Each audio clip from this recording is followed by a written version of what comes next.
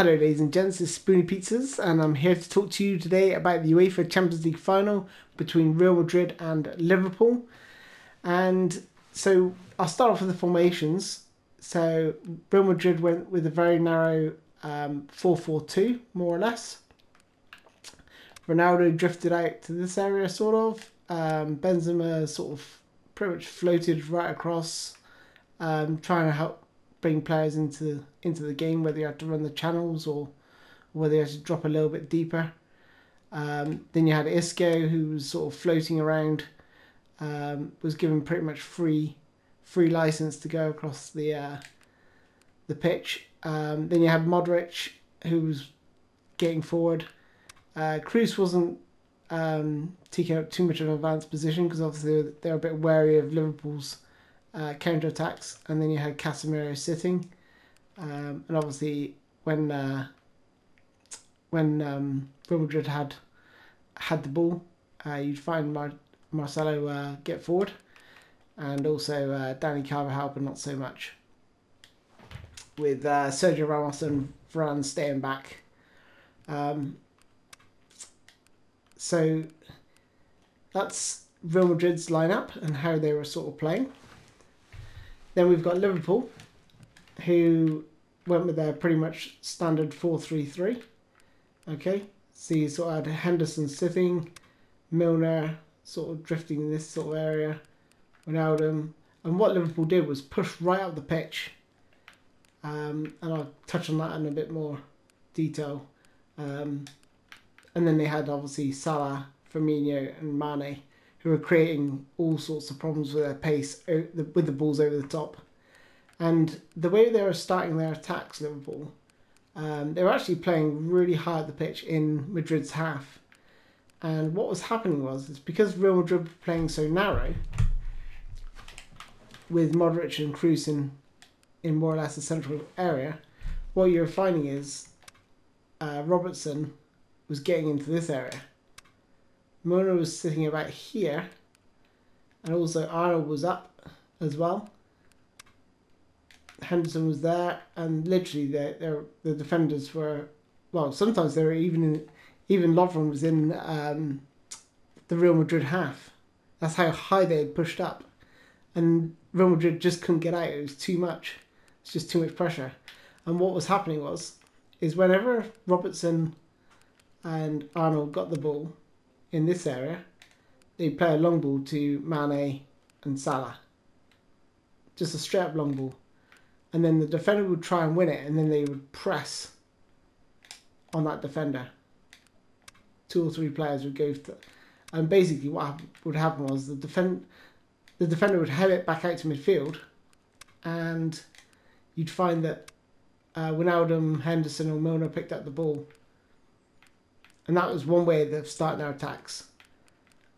And like I say, Robertson would get forward, and the amount of times that there was no cover from Modric or Kroos to stop the fullbacks of Liverpool, and that was creating massive problems for Real Madrid. I'm surprised the Dane didn't see to that and adjust his formation, but he just stuck with it, and it was creating all their attacks. If you watch the game back, Robertson would get the ball here, play into Milner, who could then drive, because the defenders are too worried about Mane, Salah and Firmino. And Firmino's dropping off to pick up the ball. And that was creating loads of problems for Real Madrid. They just couldn't cope. Then came the massive turning point in the game for me. Well, I'm pretty sure everyone will agree anyway, but it was the injury to Mohamed Salah, and they just didn't have a like-for-like replacement. They brought on Lallana, and what happened was they switched Mane and Lallana across for about 5 or 10 minutes. Mane had the ball in the corner, and then he couldn't do a lot with it, so Klopp actually moved him back and then put Lallana sort of here, pushed, which sort of, they're playing more or less a like-for-like formation at that point then. with Lallana given the free roam, just like Isco. So they were playing more or less the same system. And what happened then was Real Madrid were able to push Liverpool back. And then, obviously, Karius tries to roll the ball out. Benzema sticks a foot out and he just goes in the net. Absolute howler. Probably the greatest, well, the worst howler you'll ever see in a Champions League final. It was absolutely shocking.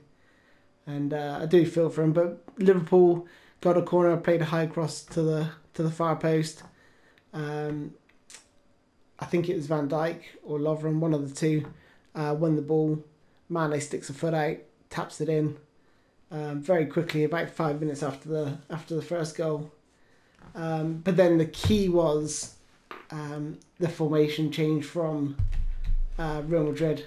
Bale came on for Isco, and this is where it really changed, because they were then playing Liverpool's formation, which was so dominant. And from that, I mean, Zidane should have made the change like after, I don't know, 10, 15 minutes, because you could just see the Liverpool all over